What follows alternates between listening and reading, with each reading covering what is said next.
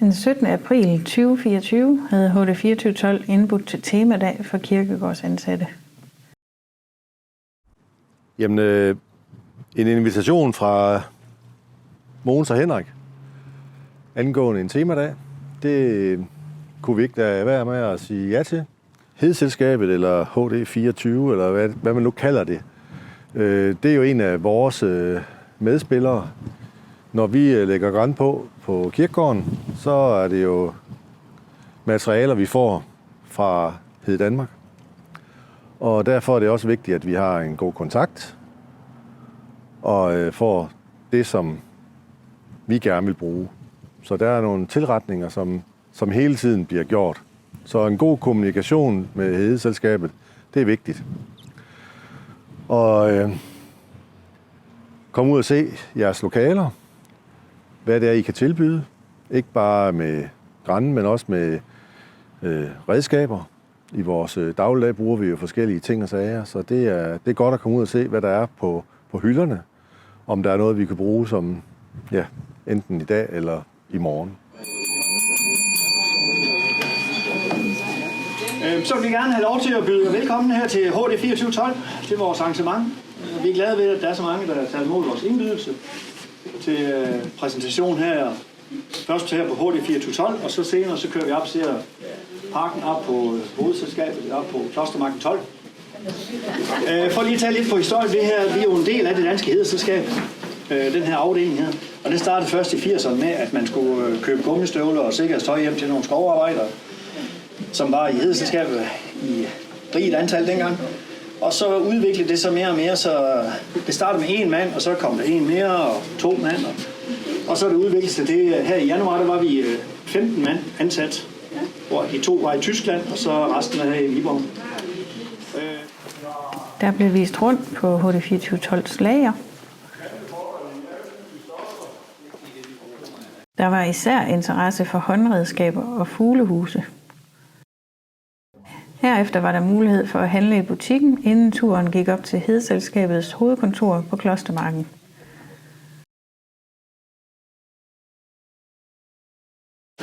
Vi ser rigtig meget frem til at have jer, og jeg er så glad for, at I er kommet med det gode vejr. Så er det altså lidt sjovere at gå en tur. Vi skal nu ud i vores biodiversitetspark på den anden side.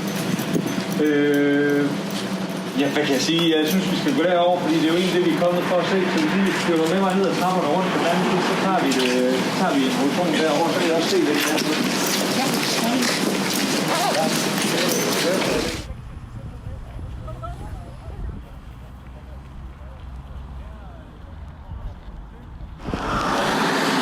Vi skal til i gang med vores 3. sæson her i Biodiversitetsparken. Den begyndte anlæggelsen i april i 2021, så det er...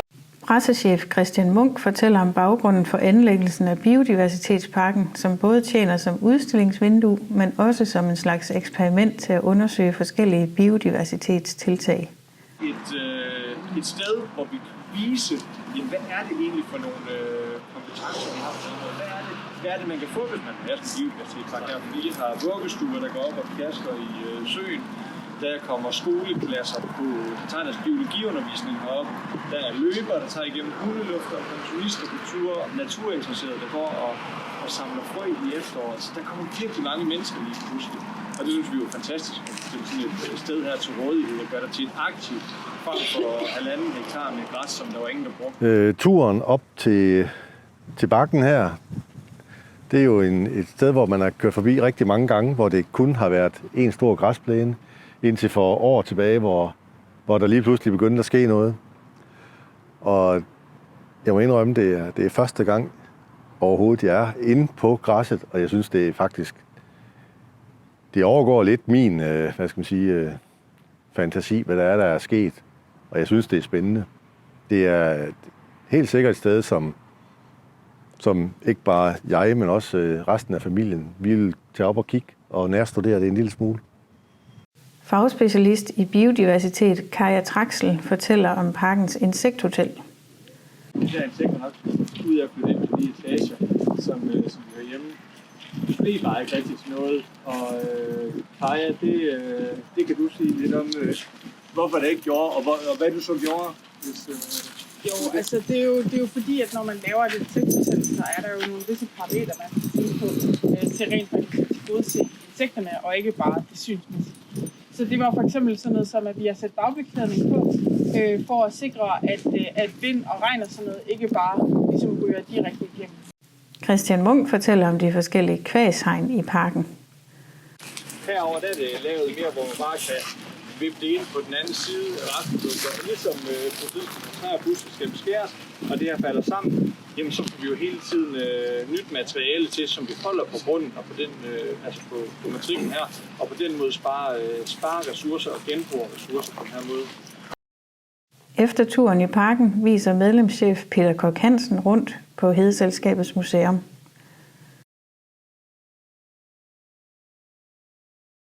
Dagen afrundes med et indlæg fra Kaja Traxel om mere biodiversitet på kirkegårdene.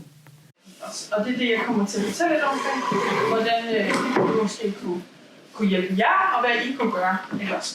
HD 2412 takker for en spændende eftermiddag.